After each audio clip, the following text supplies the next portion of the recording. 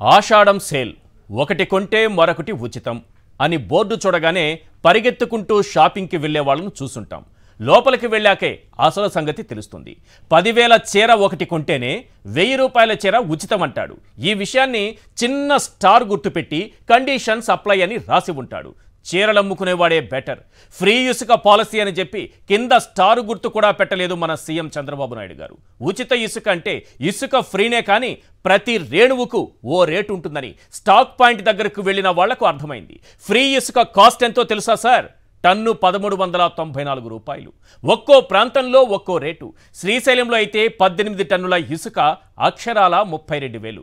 Just 32,000 కడితే ఇసుక మీకు ఫ్రీగా వచ్చేస్తుంది. మరి ఇందులో ఫ్రీ ఎక్కడుందంటారా? ఆ హామీని ఇసుకలో గొయ్యి తీసి పాతి పెట్టేశారు చంద్రబాబు నాయుడు గారు. ఇక పచ్చముఠ ఈ 40 రోజుల్లో 40 లక్షల టన్నుల ఇసుకను అక్రమంగా ఆవురావురమంటూ మింగేసింది. మరికొందరు నదీ గర్భాన్ని తవ్వి లారీల్లో నింపి పక్క రాష్ట్రాలకు తరలిస్తున్నారు. ఒక్క మాటలో చెప్పాలంటే ఉచితం మాటన దోపిడీతో ప్రజలపై పన్నుల భారం వేశారు. ప్రభుత్వ ఖజానాకు భారీగా నష్టం చేశారు. అయ్యా చంద్రబాబు నాయుడు గారు, ఇసుక ఉచితంగా ఇస్తానన్నారు. ఇక్కడేమో టన్నుకు 394 వసూలు చేస్తున్నారని అడిగితే ఉచితమన్నాం ఇచ్చేశామంటూ అవహేళనగా మాట్లాడారు. ఒక్కటి మాత్రం నిజం, జగన్ హయాంలో ఇసుకను అమ్మారు. చంద్రబాబు పాలనలో ఫ్రీ పాలసీ అంటూనే అంతకు మించి బాధేస్తున్నారు.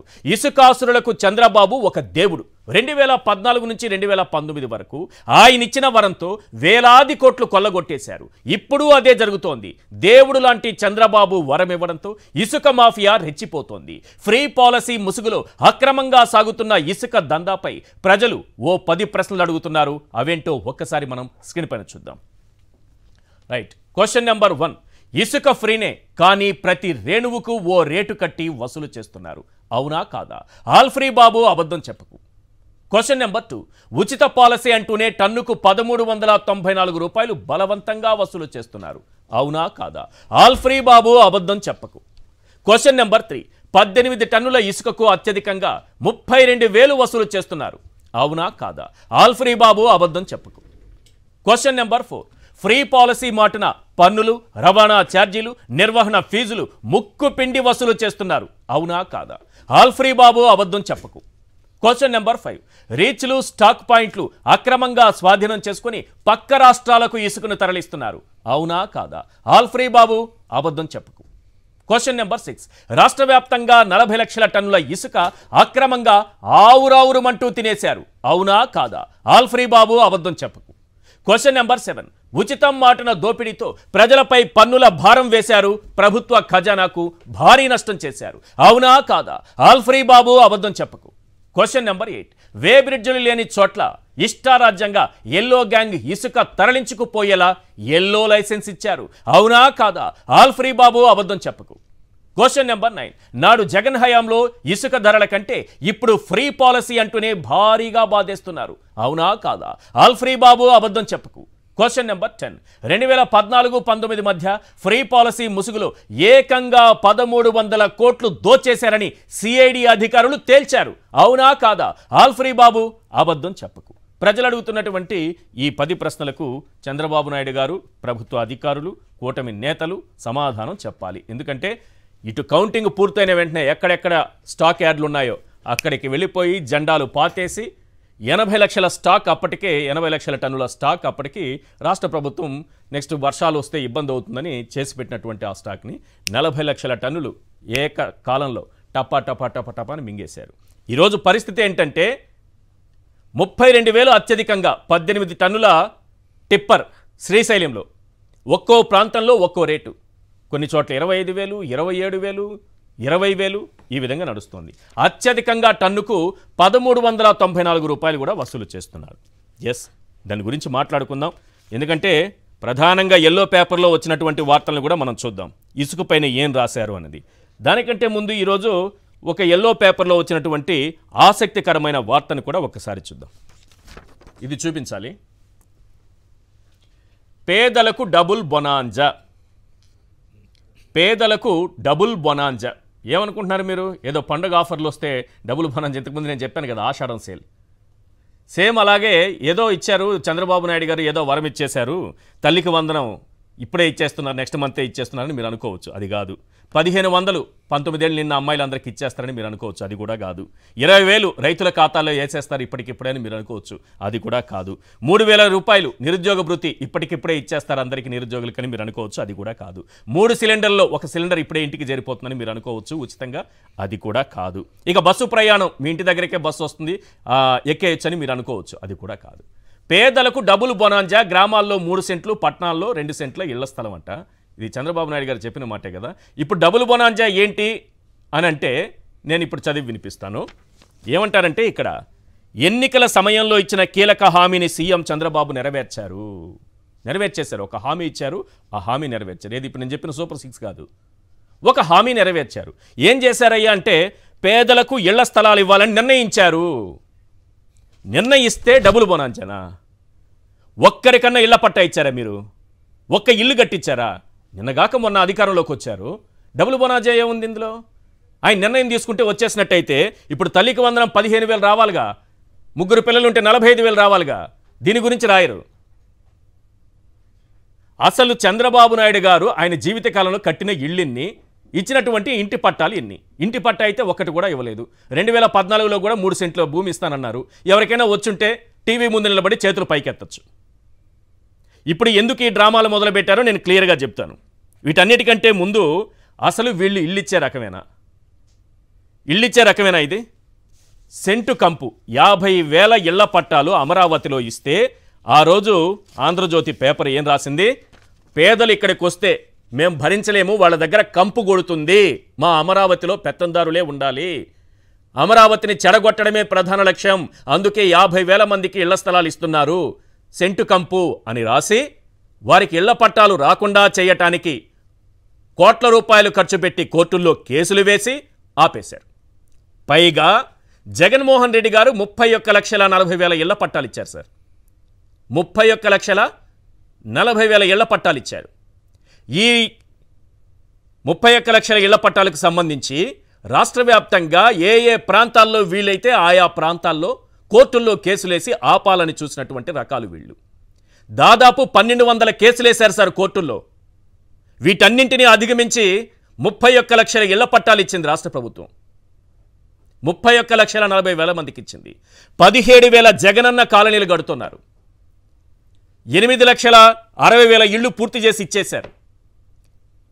ఇప్పుడు నిర్మాణం పూర్తి చేసుకోవాల్సినటువంటివి దాదాపు 21 లక్షలు ఉంటే అందులో 8 లక్షలకు పైగా ఇచ్చేశారు.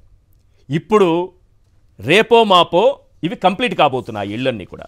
అందువల్ల ఏం చేశారంటే ఈరోజు పేపర్లో ఎందుకు రాశారు ఈ డబుల్ బొనాంజా అన్నది ఒక్కసారి చూడాలి. 100 రోజుల్లో 1,25,000 ఇళ్ళు కట్టించేవబోతున్నారంట చంద్రబాబు. 100 రోజుల్లో ఇల్లు కట్టేస్తారట. జగన్మోహన్ రెడ్డి గారు తలపెట్టినటువంటి గృహయజ్ఞంలో భాగంగా దాదాపు పూర్తి కావచ్చిన ఇళ్లకు సున్నం కొట్టబోతున్నారు చంద్రబాబు నాయుడు గారి ప్రభుత్వం. ఇప్పుడు సున్నం కొట్టబోతోంది. ఈ సున్నం కొట్టుకోవడానికి 100 రోజుల్లో 1,25,000 ఇళ్ళు అన్నీ కంప్లీట్ అయిన ఇల్లే. ఈ సున్నానికి 100 రోజులు తీసుకుంటున్నారు. వీళ్ళు చేసిన మేలు సున్నా, ఇళ్లకు వేసేది సున్నం. దీనికోసం ఈ డ్రామాలు ఒకటి మొదలుపెట్టారు. అమరావతిలో ఏమో ఇల్లు ఆపేశారు. దానికి ఎంత ఖర్చు పెట్టారు? కోట్ల రూపాయలు ఖర్చు పెట్టారు. ఇప్పుడు ఇసుక దోపిడీ. ఎందుకు అక్కడి నుంచి ఎందుకు మొదలుపెట్టి ఇక్కడ వరకు వస్తున్నానంటే వీళ్ళు రాసుకునేది, వీళ్ళు చేసుకునేటటువంటి దాన్ని ఏమంటారు, బిల్డప్లు ఇవ్వడము, ఎలివేషన్స్ ఇవ్వడం చంద్రబాబు నాయుడు గారికి. అసలు ఈ పేపరు నిజంగా ప్రజల కోసం పనిచేస్తుంటే సూపర్ 6 హామీల్లో ఒక్కటి కూడా నెరవేర్చలేదు. వచ్చే సంవత్సరం నుంచి తల్లికి వందనమని, తల్లికి మోసం, పిల్లాడికి పంగనామం పెట్టిన చంద్రబాబుని ఎందుకు నిలదీస్తూ ఒక్క వార్త రాయలేదు? సూపర్ 6లో ఒక్కదానికి కూడా అలొకేషన్స్ లేవు, బడ్జెట్ కూడా ప్రవేశపెట్టకుండా చంద్రబాబు నాయుడు గారి ప్రభుత్వం పారిపోయిందనే వార్తను ఎందుకు రాయలేదు? ఒక్క హామీని నెరవేర్చకపోతే బొనాంజా అంట. ఎవరికి బొనాంజా? ఆ రోజేం రాశారు బడ్జెట్ రోజున? 15,000 కోట్లు అప్పిస్తే ఏపీ హ్యాపీ. వాళ్ళు పెట్టినటువంటి టైటిల్ ఏపీ హ్యాపీ. ఒక్క ఈ పేపర్ యజమాని మాత్రమే హ్యాపీగా ఉన్నాడు. ఈరోజు జీవీఎల్ నరసింహారావు గారు వచ్చారు, అది అప్పు క్లియర్గా చెప్పేశారు.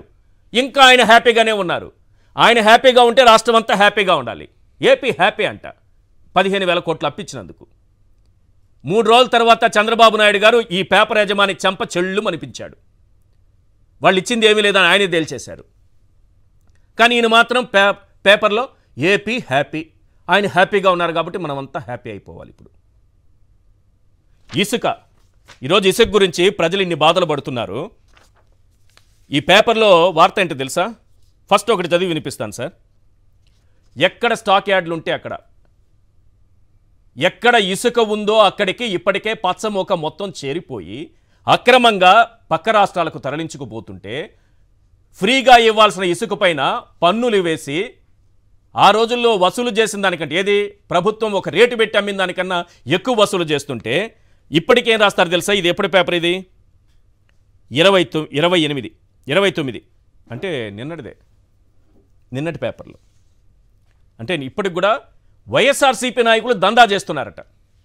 వినియోగదారులకు అందని ఉచిత ఇసుక, డంపింగ్ యార్డుల వద్ద బ్రోకర్లే హడావిడి, అధికారుల నిర్లక్ష్యం, ప్రభుత్వ పాలసీ అబాసుపాలు. ఇది మాత్రం కరెక్ట్గా రాశారు.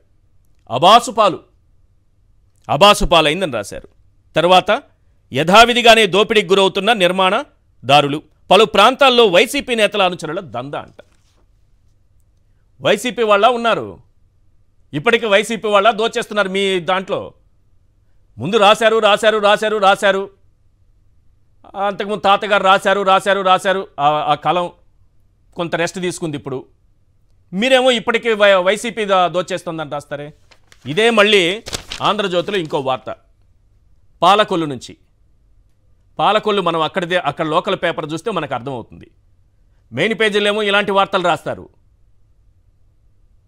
ఇందులో చూస్తే వీళ్ళ దోపిడీ ఏ స్థాయిలో ఉందో మీకు అర్థమవుతుంది సార్. ఇసుక మంట, స్టాక్ పాయింట్లలో బ్లాక్ మార్కెట్ దందా. ఇక్కడ చాలా మంచి పాయింట్ చెబుతా, చాలా మంచి పాయింట్, అందరూ వినాలి. ఇందులో ఏమంటారో తెలుసా? బిల్లు 4,900 వసూలు చేసింది 11,000. కొంత సొమ్ము స్థానిక ప్రజాప్రతినిధి కోసమట. ఎవరా స్థానిక ప్రజాప్రతినిధి పాలకొల్లులో? ఇప్పుడైతే వైసీపీ వాళ్ళు కాదు కదా, లేకపోతే అక్కడ రాసేసేవాళ్ళు. స్థానిక ప్రజాప్రతినిధి ఎవరో తెలుసు కదా. ఇప్పుడు పాలకొల్లులో ఎందుకు పేరు రాయలేదు? పాలకొల్లు స్థానిక ప్రజాప్రతినిధిని ఎందుకు తప్పించుకుంటున్నారు? ఇక్కడ ఏమంటారంటే 4,900 వసూలు చేయాలంట ఈ ట్రాన్స్పోర్టు, లోడింగు ఛార్జీల నిమిత్తం. 4,900 ఆంధ్రజ్యోతిలో వచ్చిన వార్త చదువుతున్నాను సార్. 4,900 వసూలు చేయాలి, కానీ 11,000 వసూలు చేస్తున్నారు. 11,000 రూపాయలు వసూలు చేస్తున్నారు ఒక లారీ మీద. అంటే దాదాపు 6,100 రూపాయలు అదనంగా వసూలు చేస్తున్నారు. ఇందులో రాసిందే 6,100 అదనంగా వసూలు చేస్తున్నారు.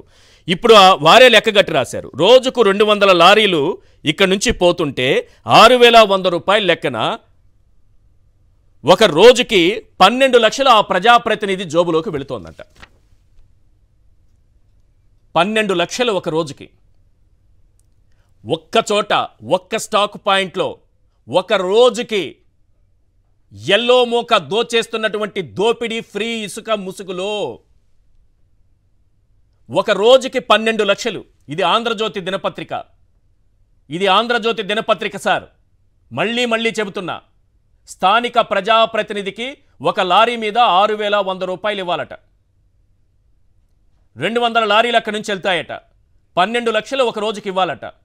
ఒక రోజుకు 12 లక్షలంటే నెలకెంత, సంవత్సరానికెంత? ఈ 5 ఏళ్లలో వీళ్ళు చేయబోయేటటువంటి దోపిడీ ఎంత? ఎక్కడో మూలన రాశారు ఈ వార్తని. ఇది ఫ్రంట్ పేజీలో రావాలి. చంద్రబాబు వార్త కాదు రావాల్సింది, బొనాంజా వార్త కాదు రావాల్సింది. ఇది కాదు. ఇది ఎందుకు రాకూడదంటే ఇప్పటివరకు ఒక పట్టా కూడా ఇవ్వలేదు, సున్నం డబ్బా కూడా ఇవ్వలేదు చంద్రబాబు నాయుడు గారు ఇప్పటివరకు. జస్ట్ నిర్ణయం. ఆయన అన్నారు ఇచ్చేస్తానని, అయిపోయింది. ఇల్లు వచ్చేసాయి, ఇంకా అందరూ ఇల్లు అలుక్కోండి, పండగ చేసుకోండి, తోరణాలు కట్టుకోండి, ఆవు దూడను తెచ్చుకోండి, గృహప్రవేశం చేసుకోండి, లోపలికి వెళ్ళి పాలు పొంగించండి, నలుగురు పిలిచి భోజనాలు పెట్టేయండి. చంద్రబాబు నాయుడు గారు ఇచ్చిన హామీ నెరవేర్చారు. ఇళ్ల పట్టాలు, ఇళ్లు కట్టించాలని నిర్ణయం తీసుకున్నారట. అది డబుల్ బొనాంజా అంట. మరి ఇదేంటిది? ఒక్క స్టాక్ యార్డ్లో ఒక్క రోజుకి ఒక ప్రజాప్రతినిధి దోపిడీ 12 లక్షలు. ఎవరు ప్రశ్నించాలి మిమ్మల్ని? ఫ్రీ ఇసుకంటే ఇదేనా? ఉచిత ఇసుకంటే ఇదేనా? మీ దోపిడీ ఆ రోజు కూడా 2014 నుంచి 19 వరకు మీరు చేసినటువంటి ఇసుక దోపిడీకి దేశం ఆశ్చర్యపోయింది. నేషనల్ గ్రీన్ ట్రైబ్యునల్ 100 కోట్ల రూపాయలు చంద్రబాబు నాయుడు గారికి ఫైన్ వేసింది. వారికని ఎందుకు అంటున్నానంటే, ప్రభుత్వం అనేది ఎందుకు అనలేదంటే, ఆయన ఇంటి ముందే కరకట్ట నివాసం ముందే అక్కడ కనిపిస్తోంది చూడండి ఎన్జిటి వేసిందనేది. అది కూడా ఎక్కడ? చంద్రబాబు నాయుడు గారి ఇంటి ముందు క్లియర్గా 100 రూపాయలు ఫైన్ వేసింది. In another major setback to the TDP government, National Green Tribunal imposed a penalty of ₹100 crore for illegal sand mining near Chief Minister N. Chandrababu Naidu's residence on the banks of Krishna River on Thursday. ఆయన ఇంటి ముందు జరిగినటువంటి దోపిడీకి, ఇసుక దోపిడీకి, free ఇసుక మాటన పక్క రాష్ట్రాలకు తరలించడం, నదీ గర్భాలను తవ్వేయడం, పర్యావరణాన్ని ధ్వంసం చేయటం, 100 కోట్ల ఫైన్ చంద్రబాబు నాయుడు గారికి. ఇది వీళ్ళ ఫ్రీ ఇసుక పాలసీ. ఏ ప్రాంతంలో ఇసుక పాలసీ పేరుతో ఏ రకంగా దోచుకుంటున్నారు, ప్రజలనెత్తిన ఏ రకంగా భారం వేశారు, ఒక్కొక్క చోట టన్నుకి ఎంత వసూలు చేస్తున్నారు, ఈ ఇసుక ఫ్రీ పాలసీ ముసుగులో వీళ్ళు కొల్లగొడుతున్నటువంటి డబ్బెంత, తర్వాత ఏ రాష్ట్రాలకు ఏ రకంగా ఎక్కడి నుంచి తరలిస్తున్నారు, క్లియర్గా మాట్లాడుకుందాం. హామీలన్నీ ఎగ్గొట్టి ఫ్రీ ఇసుక మాటున చేస్తున్నటువంటి కూటమి సర్కార్, చంద్రబాబు నాయుడు గారి ప్రభుత్వం చేస్తున్నటువంటి దందా, వేల కోట్ల రూపాయల అక్రమ దందా గురించి మనం మాట్లాడదాం. చర్చలో పాల్గొంటున్నారు రవిచంద్రారెడ్డి గారు, వైఎస్ఆర్సీపీ అధికార ప్రతినిధి, వెంకటరామరెడ్డి గారు కార్పొరేట్ లా ఎక్స్పర్ట్, కృష్ణంరాజు గారు సీనియర్ అనలిస్ట్ మనకు లైవ్లో అందుబాటులో ఉన్నారు. ఇది సార్ ఇక్కడ ఇంకొకటి కూడా బిల్లు 4,900 11,000 వసూలు చేస్తున్నారు. ఏలూరులో 26,000 ఉంది, భీమవరంలో 23,000 ఉంది. ఇది ఫ్రీ ఇసుక. ఈ ఫ్రీ ఇసుక ఎట్లా అవుతుంది? అన్ని రేట్లన్నీ డిస్ప్లే చేయండి, సార్ మాట్లాడుతూ ఉంటారు, ప్రజలు కూడా చూసి తెలుసుకుంటారు. ఎందుకంటే ముందుగా డబ్బులు కూడా జాగ్రత్త చేసుకోవాలి కదా, డబ్బులు సెట్ చేసుకోవాలి కదా. ఏ ఊర్లో ఎంత ఉందనేది అది 18 టన్నుల టిప్పర్ ధర. అది మొత్తం రాష్ట్ర వ్యాప్తంగా ఒక్కొక్క చోట ఒక్కొక్క రేటు ఉంది. క్లియర్గా జనానికి కూడా చూపిస్తారు. అవసరమైతే ఫుల్ స్క్రీన్ కూడా తీసుకోండి.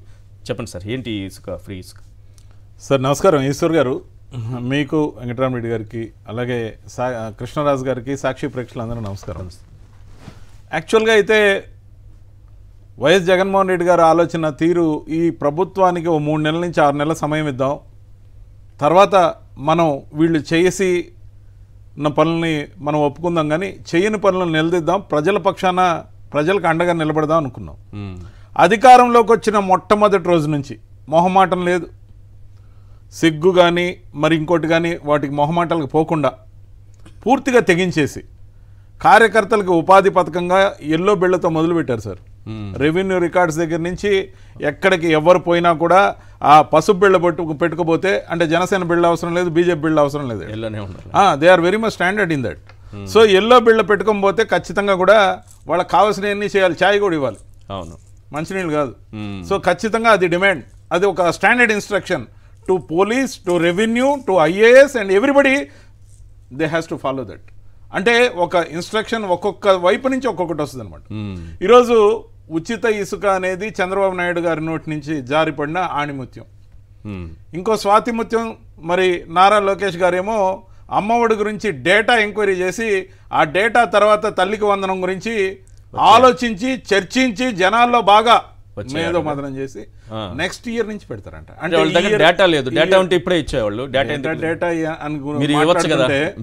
జగన్మోహన్ రెడ్డి స్వయంగా ప్రెస్ మీట్ పెట్టి 84 లక్షల మంది ఉన్నారు, ఇవ్వండి, ఎవరైనా మిస్ అయితే మళ్ళీ ఇవ్వమని చెప్పారు, ఛాలెంజ్ విసిరారు. కానీ వాళ్ళకి కావాల్సిన డేటాగా సార్, వాళ్ళు మామూలుగా హామీలు అమలు చేసేవాడు నాయకుడు, హామీలను మాఫీ చేసేవాడు విజనరీ. ఇది చంద్రబాబు నాయుడు దగ్గర నేర్చుకోవాల్సిన రాజకీయమేమో. అంటే జనాలకి నమ్మబలికి మోసం చేయడం వెన్నతో పెట్టిన విద్య.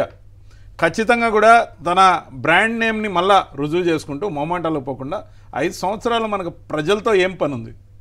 ఏం పని లేదు. కాబట్టి ఎటువంటి మొహమాటం లేదు. చూడండి సార్, ఇప్పటికే వాళ్ళు హామీలు అమలు చేయని విషయంలో వాలంటీర్ల వ్యవస్థ కొనసాగుతుంది. 5,000 ఏం సరిపోతాయి మీకు, 10,000 ఇస్తా, మీకు సంవత్సరానికి ₹1,00,000 సంపాదించుకునే ఉపాయం చెప్తా అన్నాడు. అది ఈ ఉపాయం అని వాళ్ళకి పాపం అర్థం కాల.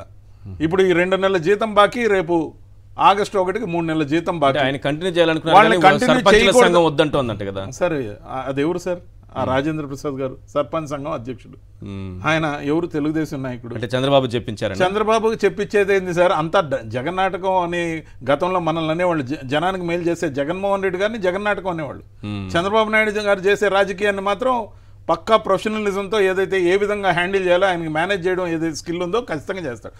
ఖచ్చితంగా కూడా సర్పంచుల సంఘం ఇవన్నీ బోగస్తారు. They will create a atmosphere to destroy everything.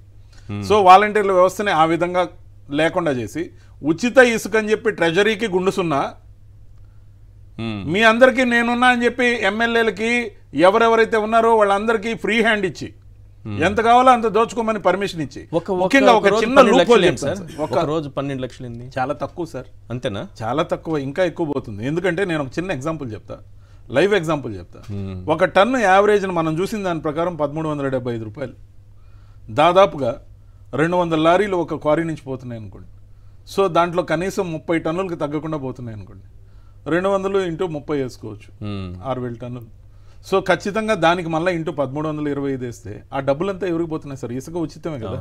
So నేను అనేది ఎంత ఫెసిలిటీ ఇచ్చా అంటే అతను ఇళ్ళు కడుతున్నారా లేదా, వీళ్ళకి అవసరం ఉందా లేదా అని ఎక్కడ ఎంక్వైరీ చేసే పనే లేదు.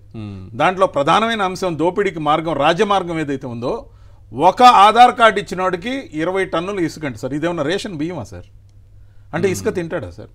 వాళ్ళు ఇల్లు కడుతున్నారా, ఇంకెక్కడన్నా బ్రిడ్జి వర్క్ జరుగుతుందా, లేకపోతే కాలనీలో ఏమన్నా పేదలకు ఇల్లు కట్టించే స్కీమా, లేకపోతే ఒక్కొక్క ఆధార్ కార్డుతో అంటే 10 మంది 10 ఆధార్ కార్డులు తెస్తే వాళ్ళకి 200 టన్నులు ఎందుకు సార్ ఒక రోజుకి? వాళ్ళు ఏం చేస్తున్నారంటే క్వారీల్లో లారీలని లోపలికి అలౌ చేయకముందే వాళ్ళు 10, 20 ఆధార్ కార్డులు తేవడం, దబాయించుకొని వాళ్ళ నాయకుడు చెప్పినట్టు ముందు రిసీప్ట్లు కట్ చేసుకోవటం, రిసీప్ట్లు కట్ చేసుకున్నట్టుని బ్లాక్లో లారీల వాళ్ళకి లోపలికి పోవాలంటే ఇవ్వడం, లేకపోతే లోపలికి పోయిన లారీలను కూడా లైన్లోనే రోజులు తరబడించడం.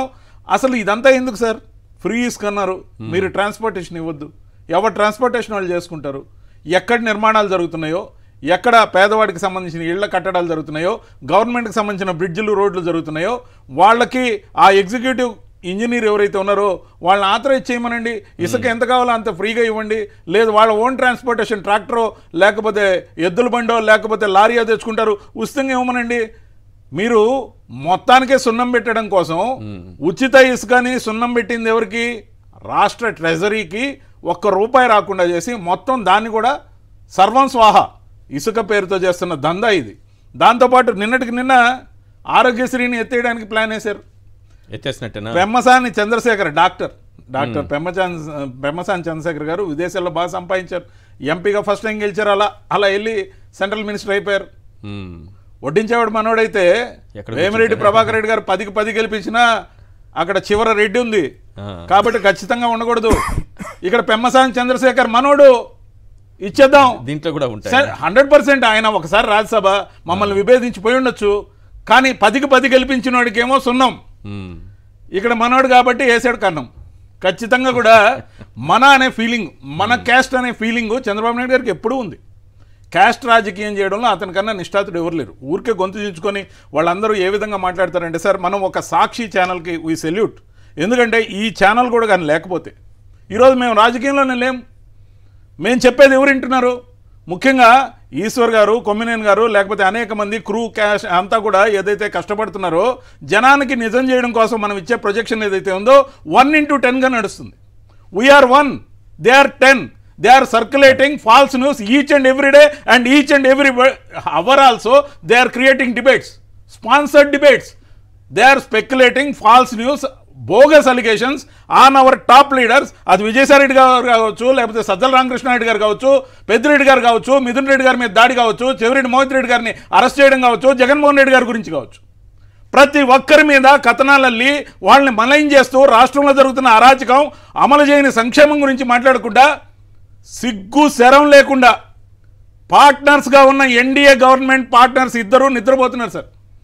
ఎందుకు నిద్రపోతున్నారని అడుగుతున్నా నేను ఎందుకు నిద్రపోతున్నారని అడుగుతున్నా. ఆరోగ్యశ్రీ అమలు ఇంపార్టెంట్ అవునా కాదా, దీనికి వివరణ ఉందా? పవన్ కళ్యాణ్ గారు సమాధానం చెప్పాలి, బీజేపీ ప్రతినిధులు సమాధానం చెప్పాలి. ఎందుకంటే పాపం అంతా తెలుగుదేశంకి ఇచ్చి రేపు 2 సంవత్సరాలు 3 సంవత్సరాల తర్వాత ప్రతిపక్షంగా మేము ఉంటాం, తిరిగి ఆల్టర్నేట్గా మాకు ఓటేయమనే ప్రమాదం ఖచ్చితంగా పొంచి ఉంది.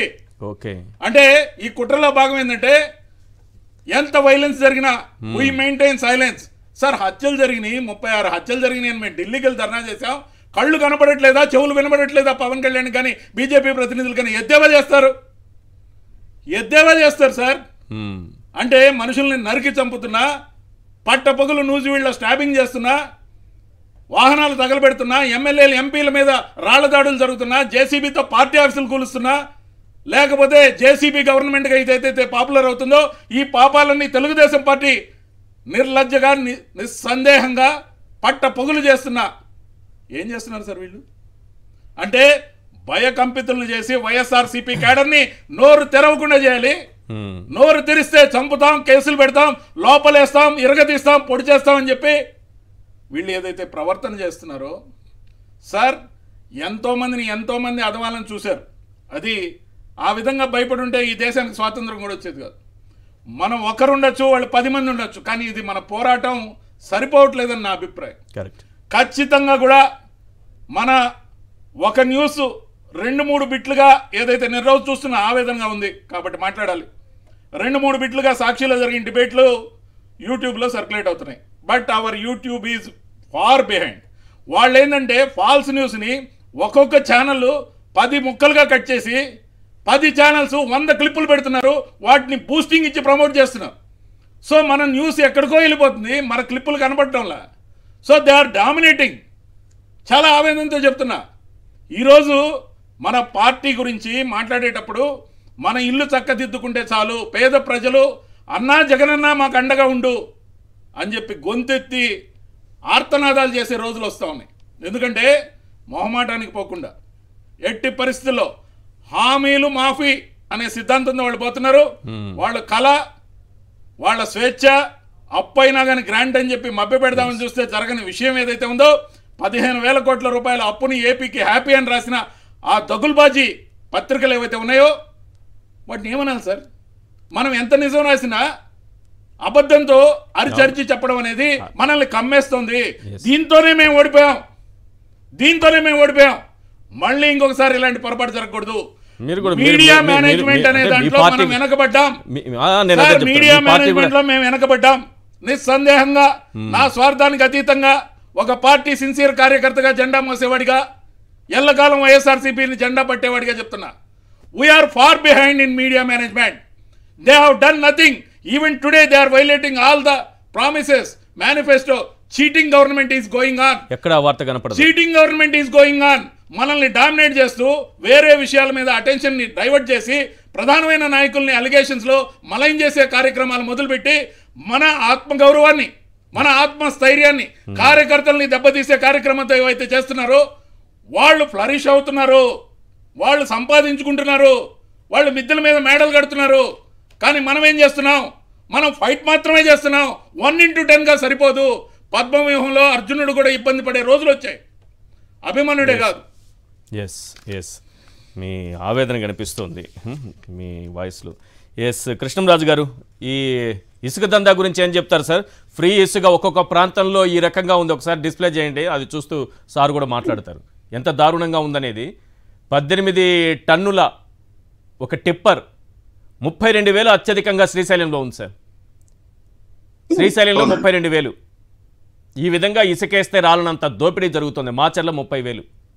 ఏం చెప్పాలి సార్? ఇది దీన్ని ఫ్రీ ఇసుక పాలసీ అంటారా సార్? ఇంకా అంటే దీనికి సంబంధించి ఆంధ్రప్రదేశ్లో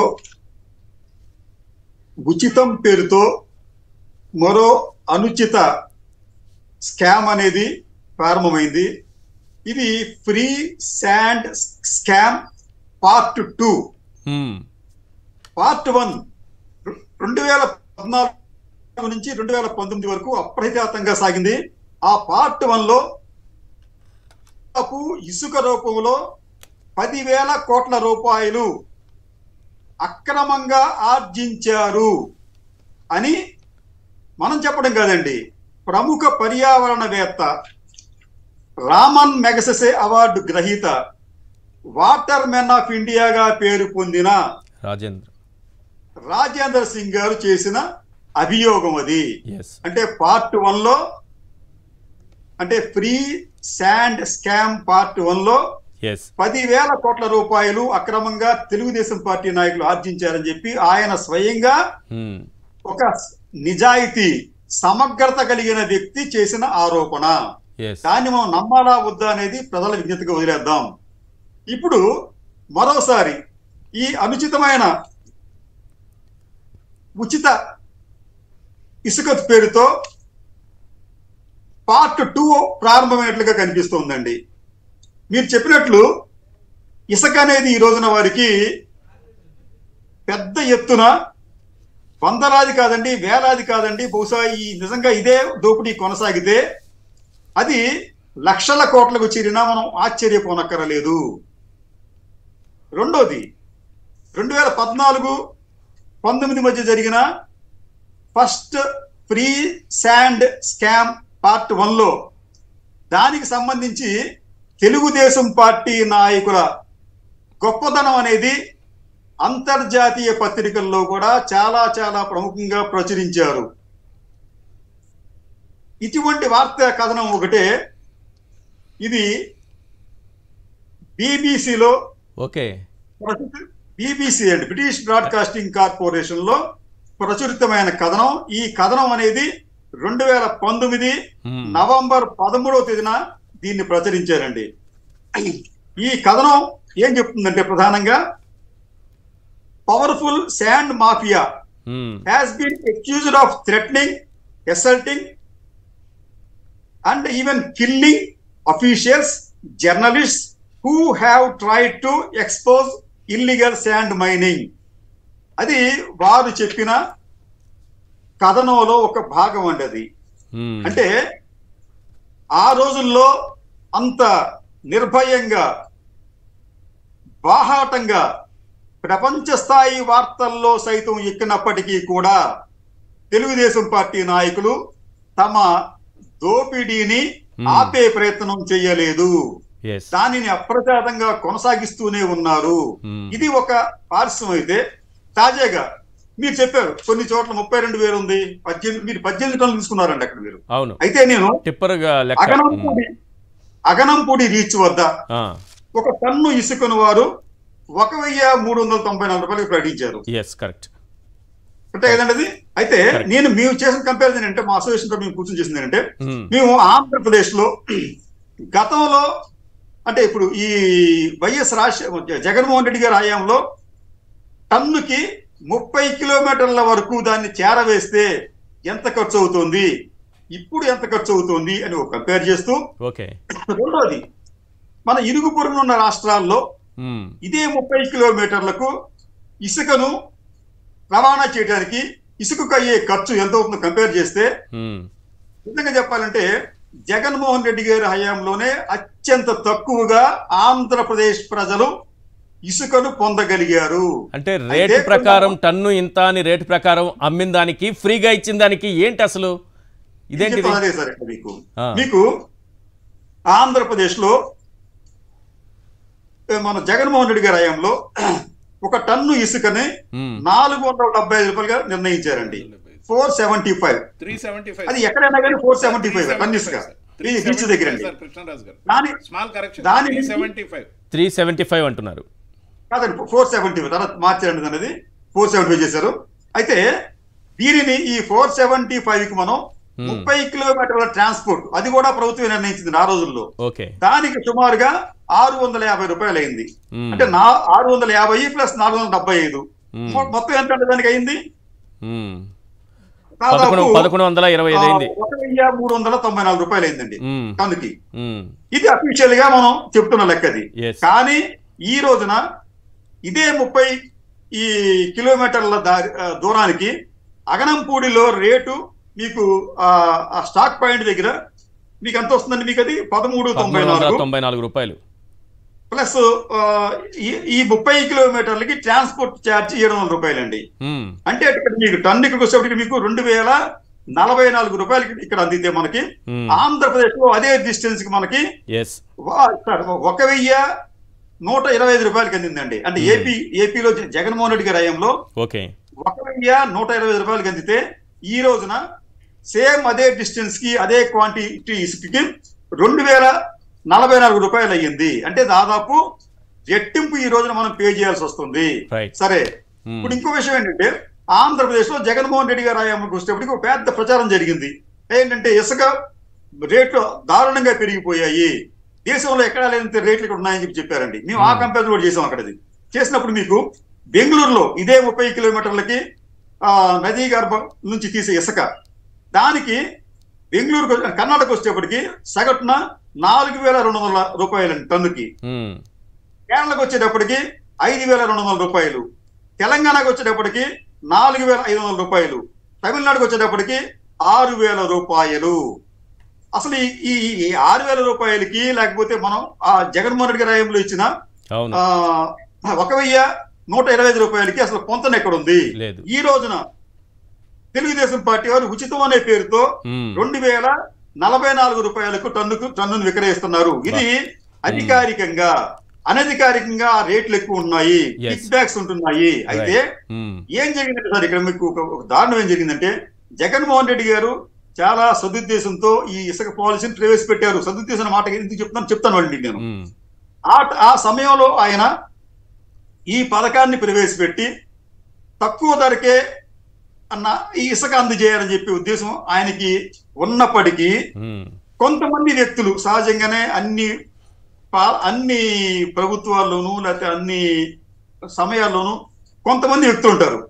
వారు ఈ పథకాన్ని సొమ్ము చేసుకునే ప్రయత్నం చేయడంతోనే ఆ మొత్తం చెడు ప్రభావం అనేది ఇది జగన్మోహన్ రెడ్డి గారి మీద పడింది. ఇక్కడ నా కంటెస్ట్ ఏంటంటే, జగన్మోహన్ రెడ్డి గారి పాలసీ మంచిదైనప్పటికీ కూడా కొంతమంది దానికి బ్యాడ్ నేమ్ తీసుకొచ్చారు. అయితే రెండోది ఏంటంటే, జగన్మోహన్ రెడ్డి గారు నిజంగా అవినీతి చేశాడా అంటే, నేను వివిధ వర్గాల వారితో అంటే పార్టీ కావచ్చు, పార్టీ బయట ఆయనతో ఉన్న సన్నిహితులతో కావచ్చు, నేను మాట్లాడటం తెలుసుకున్న విషయం ఏంటంటే, జగన్మోహన్ రెడ్డి గారు ఈ 5 ఏళ్లలో ఎక్కడా కూడా అవినీతికి పాల్పడలేదు. ఇది చాలా మంది నమ్మకపోవచ్చు.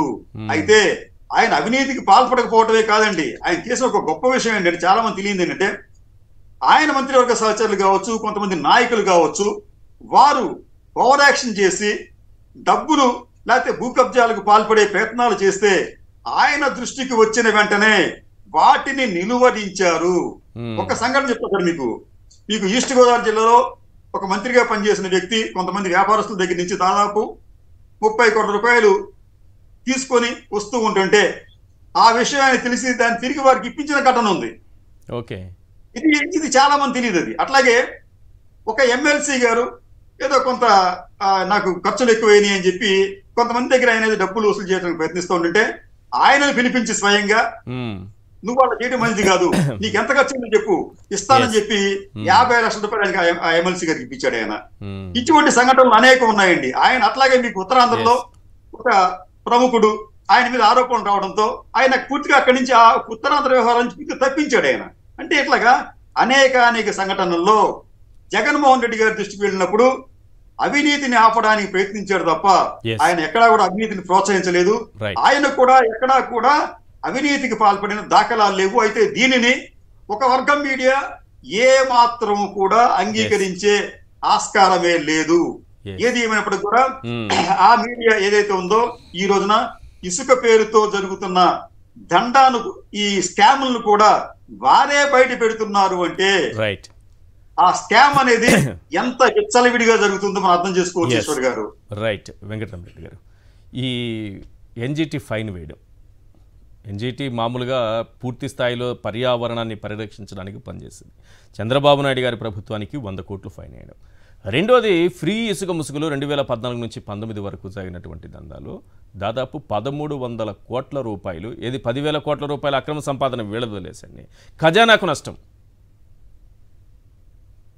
ఈ రకంగా చేశారు. ఇప్పుడు ఆయన పైన కేసు కూడా ఉంది, సిఐడి కేసు కూడా ఉంది ఇసుక దందాకు సంబంధించి. ఏంటి ఈ కేసులు ఏం కాబోతున్నాయి? ఈ ఫ్రీ ఇసుక పాలసీ గురించి ఏం చెప్తారు? ఈ ఫ్రీ ఇసుక పాలసీలో ప్రస్తుత గవర్నమెంట్ ఒక ముసుగు ద్వారా డబ్బులు వాళ్ళ కార్యకర్తలు వాళ్ళ ఉపనాయకులు సంపాదించుకోవడానికి ఒక మార్గం ఏర్పరిచింది.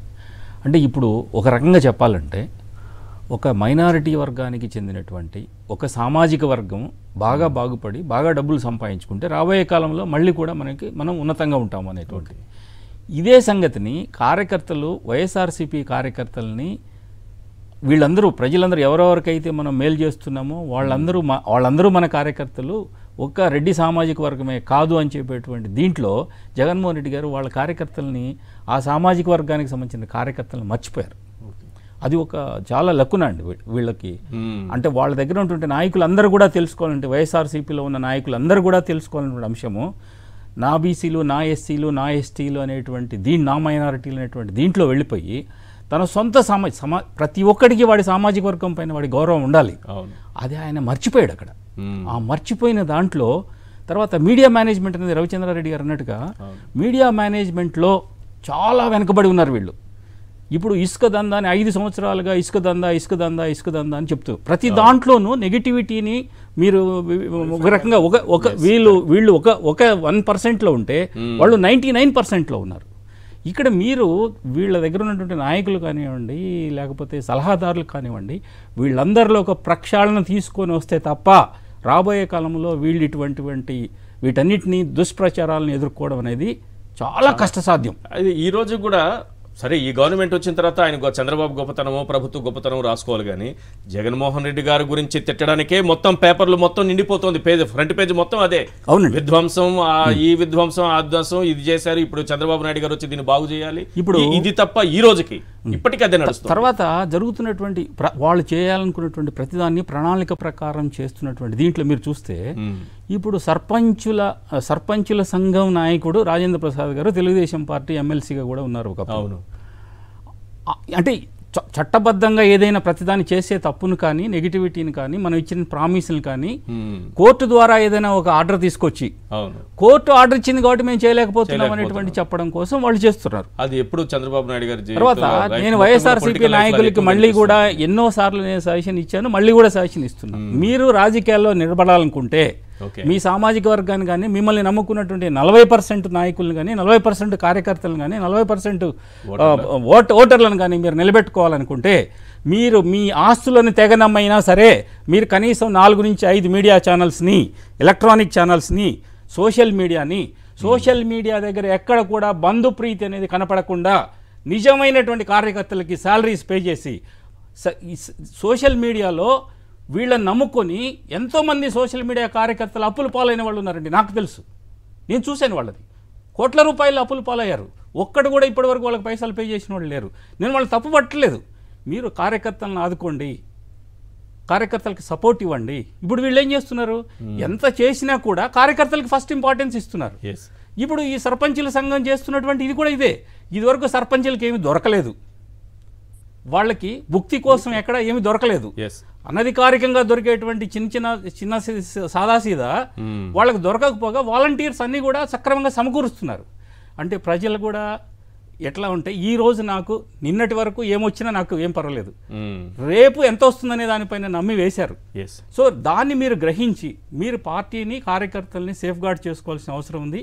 ఈ ఇసుక దందా అని చెప్పేసి 5 సంవత్సరాలుగా వచ్చినటువంటి ఈ దీన్ని మళ్ళీ దాన్ని వాళ్ళు అదే అమలు చేస్తున్నారు. కాబట్టి మీరు మీ సోషల్ మీడియాని, మీ మీడియా దీన్ని అందరినీ స్ట్రాంగ్ చేసుకోండి. మీ పార్టీలో ఖచ్చితంగా కార్యకర్త స్థాయి నుంచి కార్యకర్తలందరూ గట్టిగా ఉన్నారు. నాయకుల్లో మార్పు రావాలి, నాయకుల్ని మార్చాలి అంటాను నేను ఖచ్చితంగా. ఎందుకంటే మీ పార్టీలోంచి వెళ్ళిపోయిన నాయకులు అదర్ పార్టీలో కూడా గెలిచారంటే వాళ్ళు మంచి వాళ్లే కదా. అక్కడ అదర్ పార్టీలు అందరూ గెలిచారు. అందువల్ల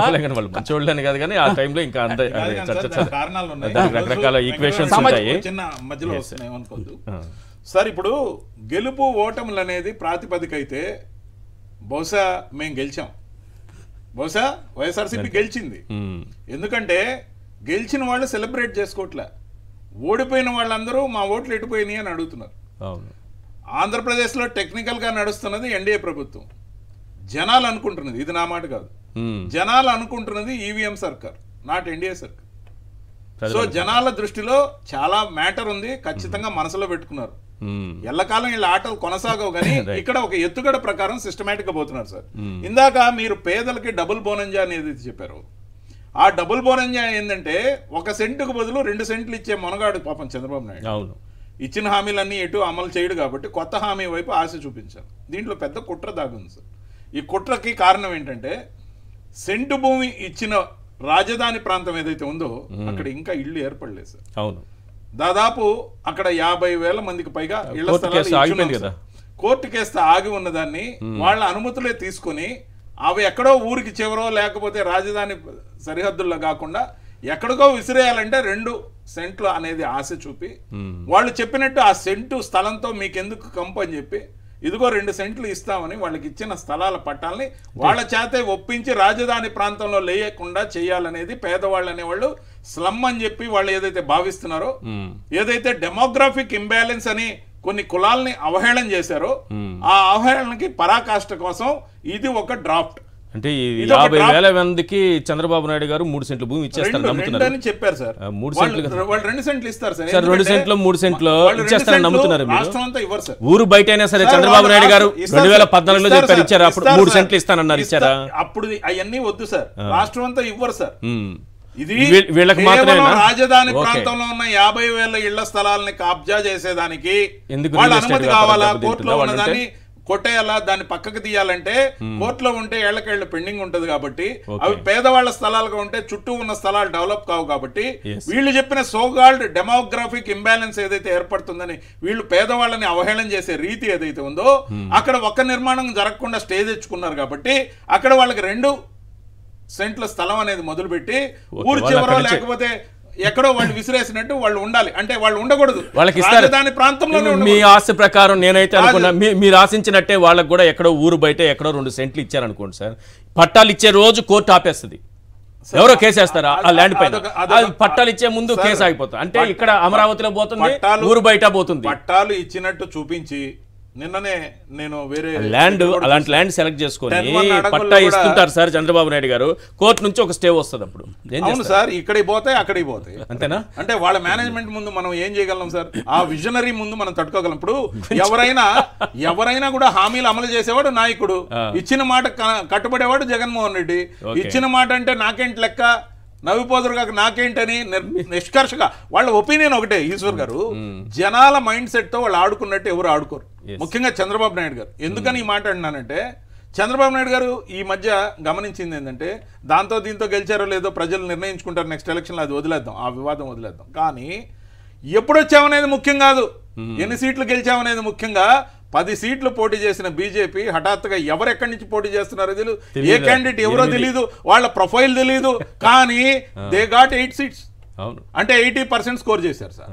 ఆయన ఇంకొక ఆయన ఉన్నారు సార్, పవన్ కళ్యాణ్ గారు, 100% స్ట్రైక్ రేట్ అంటే 100%, అంటే 100కు 100% గెలిచిన ఏకైక పార్టీ అని ఆయన లెక్కేసుకుంటారు. కానీ ఏ నియోజకవర్గాన్ని నుంచి ఏ నియోజకవర్గం అభ్యర్థి ఎవరో తెలియకుండా ఆర్ఎన్ శ్రీనివాసరావు అక్కడి నుంచి చిత్తూరు నుంచి తిరుపతిలో పోటీ ఏ విధంగా ఎక్కడి నుంచి ఎలా గెలిచారో మొత్తం మీద అందరూ గెలిచారు సార్. వాళ్ళు అనుకున్నది ఏంటంటే, మనం పట్టిందల్లా బంగారం, మనం చెప్పిందల్లా సింగారం అన్నట్టు ప్రజల్ని ఏదైతే ముస్తాబు చేసి మాయ చేసేదానికి మాయా ఛానల్స్, మాయా పత్రికలు, దాంతోపాటు వాళ్ళు సృష్టించే మన అనుకూలమైన వాళ్ళు తక్కువ ఉన్నాం కాబట్టి, మనకు వ్యతిరేకమైన వాళ్ళు ఎక్కువ ఉన్నారు కాబట్టి, వాళ్ళు చేసే మేకప్ మీడియా ద్వారా ఏదైతే చేస్తున్నారు ఆ విధ్వంసానికి అలవాటు పడి ఎన్నిసార్లైనా 164 వస్తాయనుకుని భ్రమిస్తున్నారు.